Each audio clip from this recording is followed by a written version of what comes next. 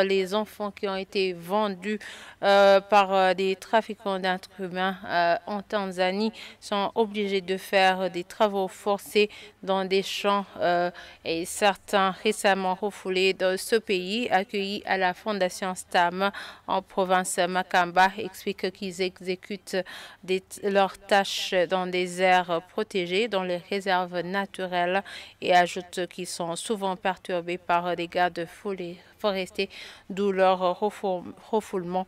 Ce refoulement est également dû au manque de documents, estime David Ndengeje, directeur provincial du développement familial et social en province Makamba. Le point avec Omer Douayo. La façon dont ils traversent la frontière burundo-tanzanienne est la même qu'ils rejoignent les régions où ils vont exercer les activités champêtres, lesquels travaux sont durs, comme le rapporte cet enfant. Rencontrer le patron habitant le village dit Gitagata, il nous a conduits à minuit dans la forêt d'Omvugwe où il pratique l'agriculture. Les activités que nous exécutons là-bas sont vraiment dures. Il nous faut entrer dans la forêt la nuit pour compliquer le retour. Lorsqu'on tombe malade, on se fait soigner sans se faire consulter. Dans la réserve naturelle d'Omvugwe, située à environ 150 km de la colline Ngaramanyenye de la commune Kayogoro, passant par le village d'Imajengo en Tanzanie. C'est là-bas où ces enfants sont le plus souvent arrêtés. Cette aire protégée se situe à droite de la route qui mène dans le district de Kabondo en provenance du district Kasuru après avoir dépassé le village dénommé Nyamidaho. Les écogardes, communément appelés Abagemu, assurent la sécurité dans cette réserve. Cette forêt dispose peu de sources d'eau, raison pour laquelle une seule est partagée par tous les gens, les plus souvent des ouvriers, qui exercent l'agriculture de manière clandestine. C'est sur cette source d'eau que ces gardes forestiers attendent ses enfants pour les traquer, comme ça a été le cas pour celui-ci.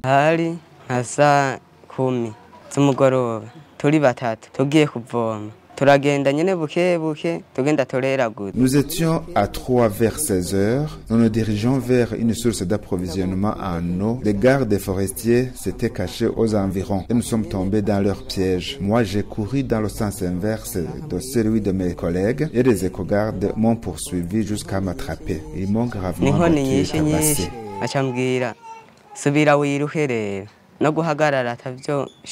Lors de ces violences, témoigne toujours cet enfant, même des morts peuvent se produire. Nous avons reçu des coups de bâton de la part de ces gardes forestiers et une personne est décédée. David Ndengeje, directeur provincial de développement familial et social en province Makamba, estime que ces enfants subissent de telles violences pour cause de manque de documents de voyage. Ces enfants vont en Tanzanie sans document de voyage. Lorsqu'une fouille est organisée, ils sont refoulés, dépouillés de leurs biens. À la question de savoir comment collaborent les responsables administratifs des régions frontalières du Burundi et de la Tanzanie en matière de lutte contre ces violences faites aux enfants, Simon-Pierre Nyabenda, administrateur de la commune Kayogoro, défend plutôt que ces violences sont entretenues par des malfaiteurs.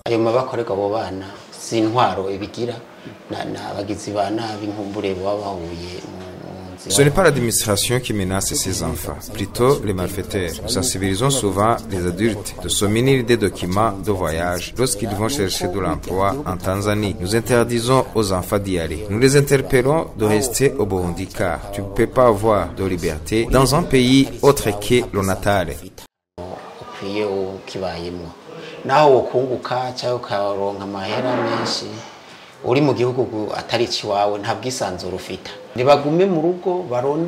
Quand des enfants de moins de 18 ans sont attrapés en Tanzanie, leur sanction est le plus souvent d'être refoulés, alors que l'emprisonnement est la sanction majeure infligée aux adultes attrapés dans les mêmes circonstances.